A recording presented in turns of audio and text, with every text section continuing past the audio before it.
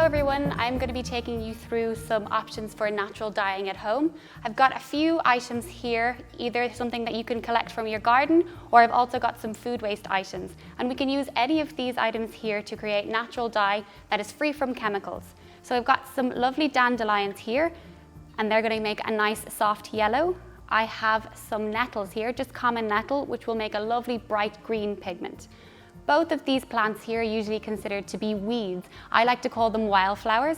They are a very important food source for our pollinators. So it's really important that we allow these plants to continue to exist in nature, but it also is possible to use a small amount of them to make natural dye at home, which is free of chemicals. I've also got some ground coffee here that can make a nice earthy brown. And I'm going to be using some onion skin as well to create a nice soft tone. So we're just going to gather up our onion peels. We're going to add them into our pot and simmer them for about 2 hours on a low heat to extract the pigment. Again, with our dandelions, same thing, they're going to make a lovely soft yellow colour. We're going to also add these into the pot and simmer them on a low heat for 2 hours.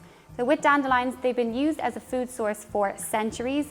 And still to this day, it's possible to eat dandelions as long as they're clean. People make dandelion soup or dandelion cordial.